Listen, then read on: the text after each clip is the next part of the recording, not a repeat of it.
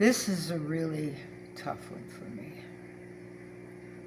Vehicle dwelling workers. Vehicle dwelling workers. People who are stuck with a full-time job, doing their best, and living inside a car or a van or some kind of vehicle that gets them to work and nothing else, because they can't afford rent. They can't afford to live a decent life. You know, my father was a Polish immigrant. His grandfather immigrated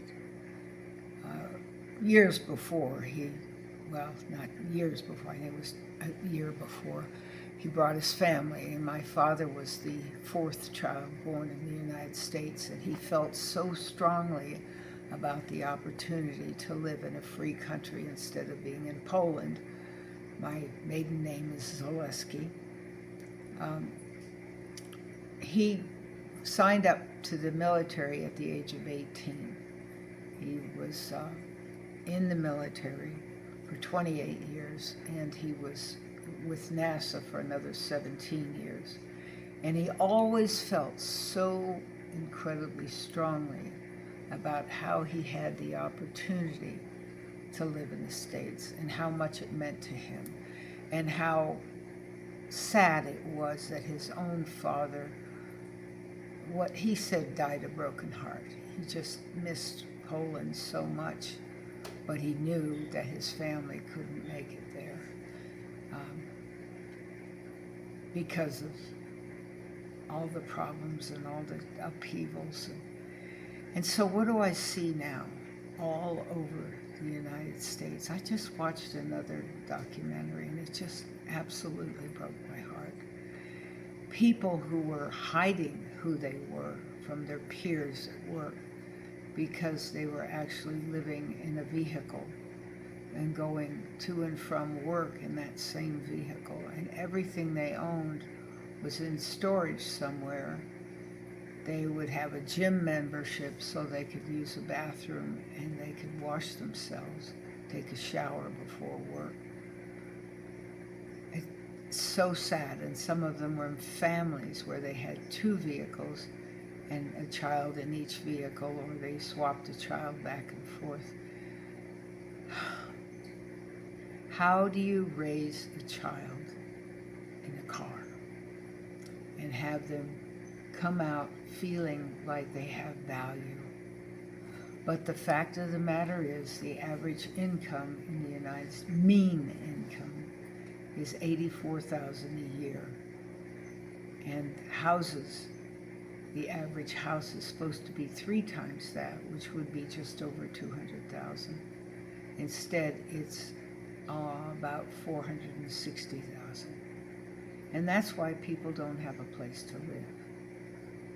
And I guess a lot of people don't want to share houses with somebody else. That's a difficult situation too, especially when you have children, because they would have different ways of parenting and different values and different standards. It just absolutely breaks my heart to think about the fact that there are people, so many people in the United States, living in a car and working full-time, and they still can't make a living enough to have a place to live. And that is not everywhere. Of course, if they wanted to live in Alabama or Mississippi, the southern states are usually less expensive. Not necessarily Florida, Georgia, or Texas, but Alabama or Mississippi is less expensive. Where I was born, south in New Mexico, or the other state, Arizona, except Arizona's getting a lot more expensive. It's just so difficult to think that we have failed our adults and we failed our children so badly. I mean, my husband and I live in Ecuador because the air is so dirty and the water is so chemicaled in the United States. and the prices are just horrific. Waiting in line for a government building and then having to deal with so much noise.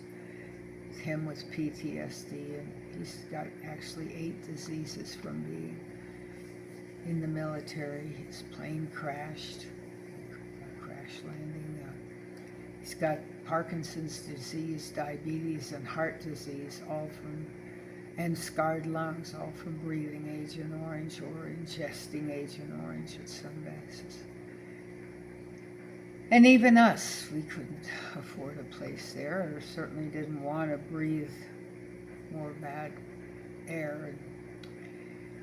The statistics said he'd die at 58, and he hasn't. And now I'm sitting around wondering, are these people who are living in cars exposing themselves to more fumes from other cars, more noise because they're lined up in these tiny little slots of parking with even more pollution? And are they drinking enough water? Are the kids drinking enough water? I watch these documentaries and I just die inside. Having been a teacher of economically challenged children, mostly, well, all Spanish speakers, it just breaks my heart. And I just wanted to say that. I wanted to say we should have done better. Maybe we can. Maybe we can get together and do a better job. If you'd like to talk to me about this, you can talk down below, or you can wait till the end of the video and get information on my SKOOL. I'm available 4 times a week for conversations and anything you'd like. So help yourself. I'm ready to talk to you. Thank you.